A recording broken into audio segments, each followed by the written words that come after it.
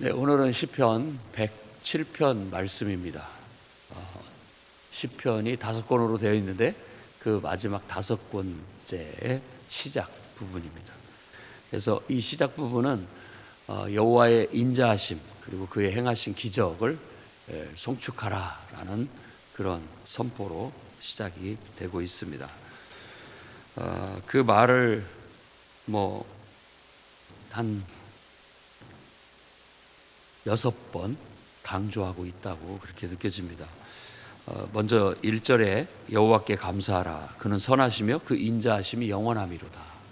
여기서도 하나님의 선하심과 인자하심, 그 하나님의 헤세드, 인자하심, 변함없는 그분의 사랑, 변함없는 한결같은 그분의 사랑과 돌보심, 이걸 인자하심이라고 그렇게 표현을 합니다. 그러니까 우리말로 인자하심이라고 이렇게 번역을 했을 뿐 꼭 인자하다라는 그 말 뜻만이 아닌 더 풍성한 뜻을 갖고 있어요. 그래서 꼭 그 말 은혜라고도 번역이 될 수도 있고 다양하게 번역이 될 수 있는데, 아무튼 그 부모님이 자식을 사랑하는 그런 마음같이 창조주 하나님이 피조물, 특히 하나님의 형상을 따라 지음받은 자기 자식과 같은 인간들을 향하여 대하는 그 품은 마음, 그걸 인자하심이라고 그래요. 사랑이라고도 하고 인자하심이라고도 하고 은혜, 은총, 다양하게 번역을 할 수 있는 단어인데 주로 구약 성경에서는 인자하심이라고 번역을 했습니다. 그러니까 그걸 한번 느껴보시기 바라요. 하나님이 나를 창조하시고 나를 이 세상에 낳으시고 또 기르시고 돌보시고 인도하시고 항상 하시는 그분의 한결같은 은혜, 보호하시는 그 보호하심, 공급하시는 그 공급하심, 늘 나를 사랑하시는 그 사랑, 그걸 한번 생각하시면서 하나님의 인자하심을 묵상하는 은혜가 있기를 바랍니다. 그리고 이제 8절에도 여호와의 인자하심과 인생에 행하신 기적으로 인해 찬송하라. 하나님의 인자하심과 여기서는 하나님이 우리 인생에게 행하신 놀라운 그런 어떤 능력, 기적, 우리 인생에 행하신 그런 일들을 봐라. 사실 우리가 태어난 것도 기적이고 우리가 이렇게 하루하루 살아가는 것도 하나님의 기적이죠. 은혜로 생각하면 행하신 일들. 우리는 하나님이 나한테 뭘 해줬느냐, 나한테 내가 원하는 거 딱딱 알아서 해주셔야 되는데 그거 안 해주시는 것 때문에 하나님이 나한테 아무것도 해준 것이 없다라고 생각할지 모르지만, 우리가 이 땅에 태어난 것부터, 내가 이 땅에 태어나서 삶이라는 하나의 선물을 받은 거잖아요. 그것부터 시작해서 또 지혜롭고 또 능력 있고 나름대로 힘 있고 뭐든지 잘할 수 있는 어떤 그런 능력을 주셨고, 또 살면서 많은 것들을 내가 이렇게 경험하면서 또 사람들도 만나면서 또 많은 것들을 얻으면서 지금까지 살아온 것, 이런 것들을 보면 하나님이 행하신 기적이다. 그러니 마땅히 하나님의 덕택입니다, 하나님의 은혜입니다 라고 그분께 찬송을 해야 된다라고 말하고 있고, 또 15절 말씀 보면 여호와의 인자하심과 인생에게 행하신 기적으로 그를 찬송하라 반복하고 있고, 또 21절 말씀을 보면 여호와의 인자하심과 인생에게 행하신 기적으로 말미암아 그를 찬송할지 또 반복하고 있고, 그리고 31절 똑같이 여호와의 인자하심과 그의 행하신 기적을 인하여 찬송해라, 이렇게 똑같은 문구를 4번을 반복을 하고 있습니다. 그러니까 이것이 마치 그 후렴구 같은 거죠. 항상 쭉 가사가 다가다가 후렴은 똑같은 말로 후렴을 하잖아요. 후렴구 같이 반복적으로 바로 여호와의 인자하심과 인생에게 행하신 기적, 그걸 인해서 찬양해야 된다라는 걸 강조하고 있음을 알 수 있습니다. 그리고 우리가 읽었던 마지막 절을 보면 지혜 있는 자들은 이러한 일들을 지켜보고 여호와의 인자하심을 깨닫게 된다. 깨달을 것이다 라고 그렇게 말합니다. 뭘 지켜보느냐, 우리 인생에 하나님이 행하신 일들을 이렇게 보면 하나님은 정말 변함없이 우리를 사랑하시는 분이시구나, 이걸 깨닫게 된다라는 거예요. 하나님의 은혜와 하나님의 사랑을 깨닫게 될 것이다. 그게 지혜로운 사람이에요. 그런데 미련한 사람은 자기 힘으로 산 것 같고 하나님이 어디 있냐고 그렇게 말을 하게 되는 거예요. 그건 어리석음이요, 바로 죄악의 길이고, 그걸로 인해서 인생이 고통을 받게 되고 사망이 찾아오게 되고, 그런데 그러다가도 하나님 앞에 나와 살려달라고, 하나님 도와달라고 부르짖고 기도하면 하나님은 우리를 고치시는 분이다, 우리를 받아주시고 우리를 치료하시는 분이다, 죽게 두지 않는 그런 분이시다 라고 얘기합니다. 그래서 이 한 구절 1절, 2절, 3절, 4절 이렇게 쭉쭉 얘기하면서 그런 내용들을 말하고 있어요. 그래서 이런 것들을 가만히 지켜봐라. 인생을 지켜보면 과연 하나님의 은혜구나, 은혜로구나, 우리가 은혜 가운데 살고 있구나, 항상 하나님은 변함없이 나를 대하고 계시구나, 나를 사랑하고 계시구나, 이렇게 누구나 다 고백할 수밖에 없게 된다라는 거예요.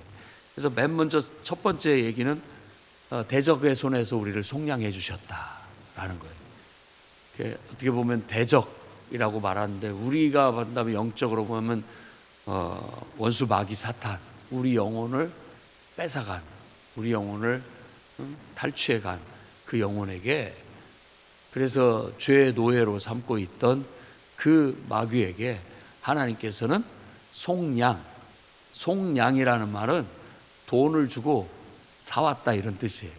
속량이라는 게.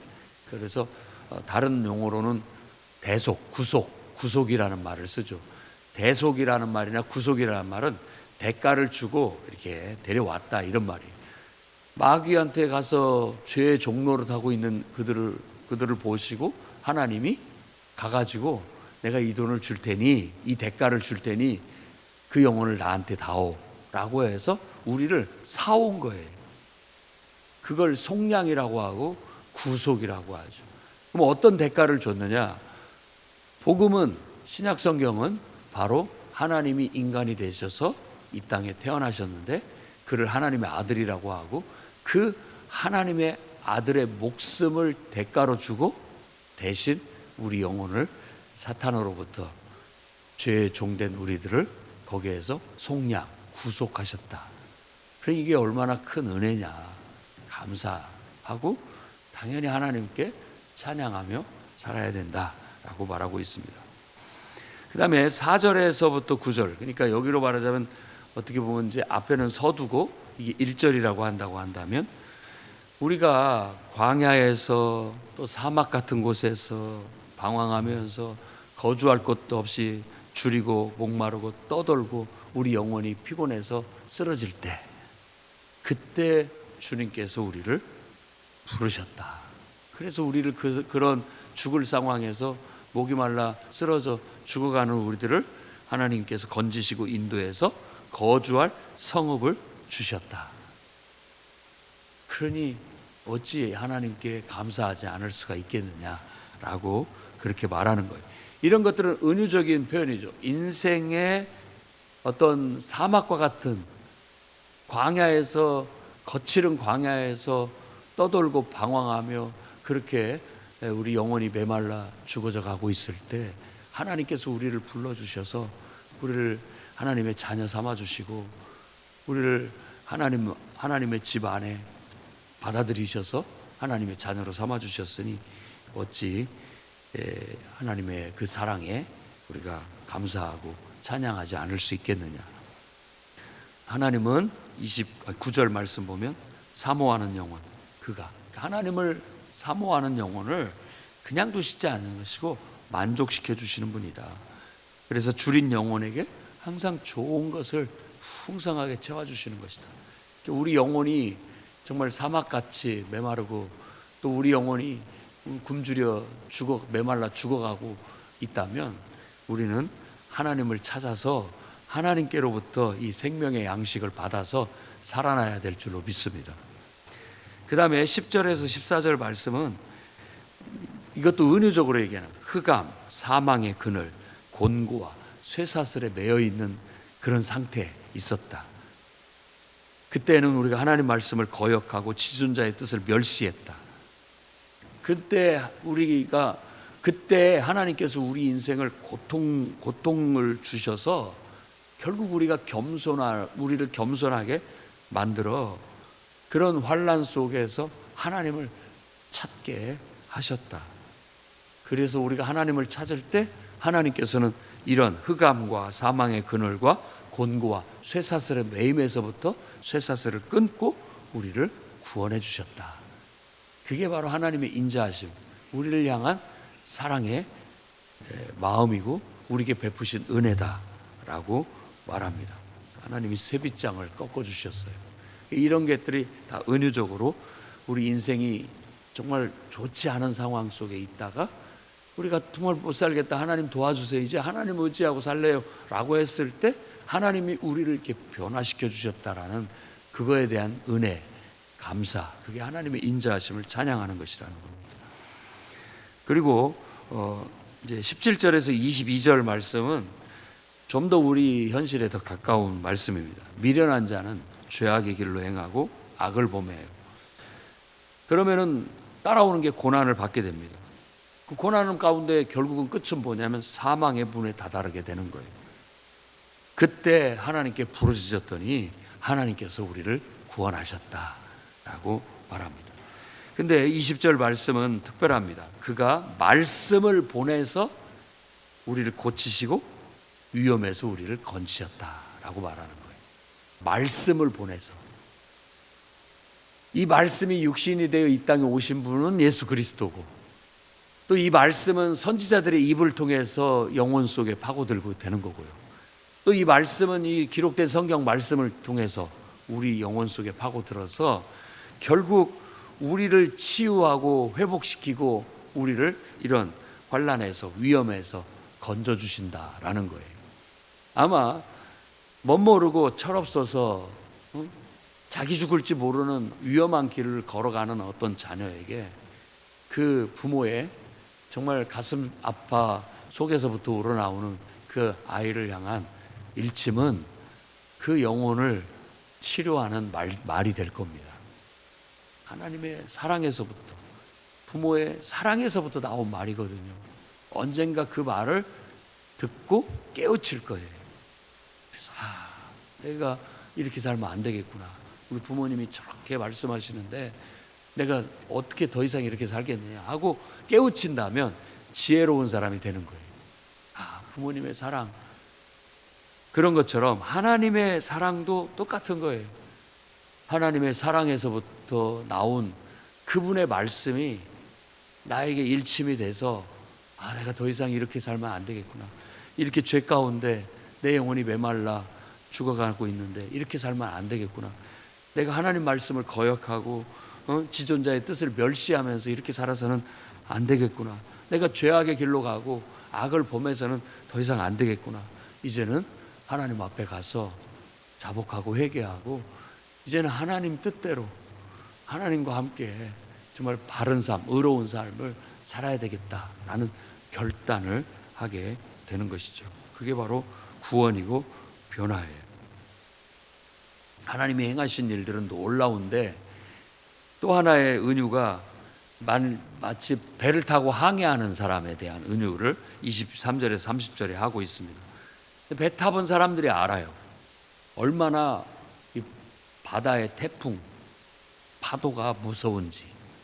그게 한번 잘못 걸려들면 완전히 하늘로 올렸다가 다시 땅으로 떨어뜨리면서 거의 배를 파손하고 또 물에 빠지면 불가항력적이라 인간이 살아날 인간이 없습니다.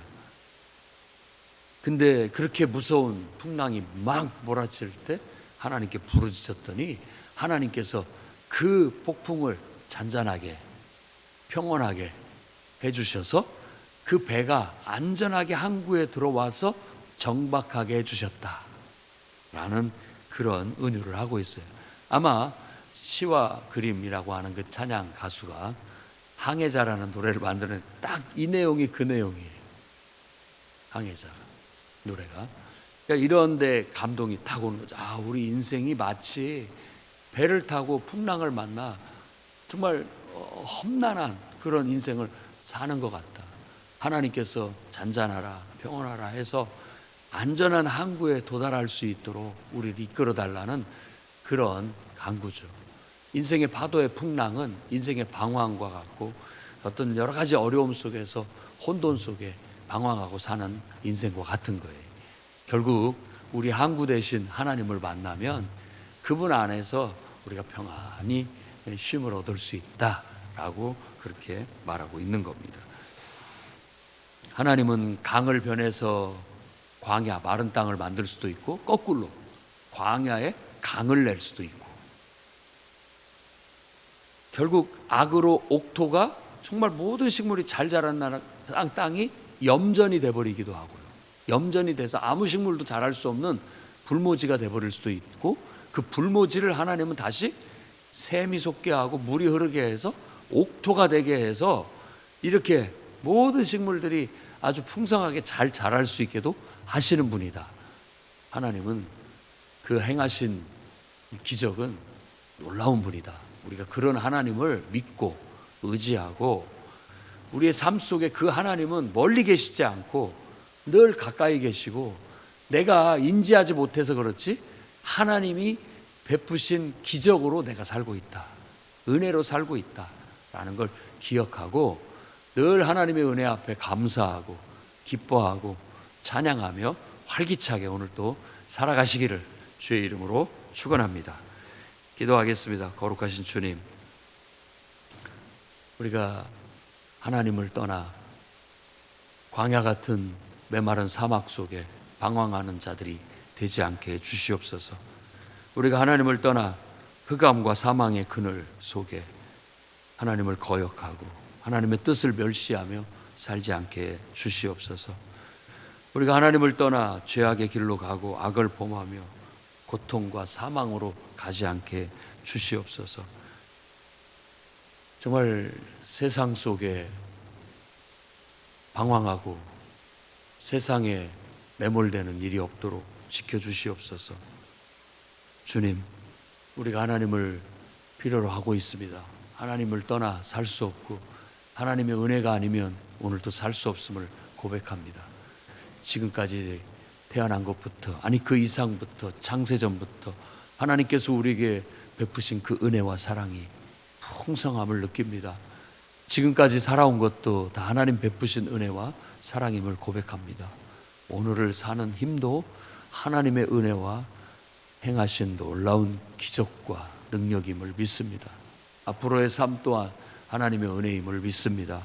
주여, 깨닫게 해주시고 어두운 길로 가지 않게 하시고 늘 하나님의 은혜 속에서 동행하며 하나님의 은혜 속에서 의롭고 바른 삶을 살며 하나님의 영광을 드러내는 그런 기쁘고 감사한 삶이 되게 주시옵소서. 예수님 이름으로 기도드립니다. 아멘.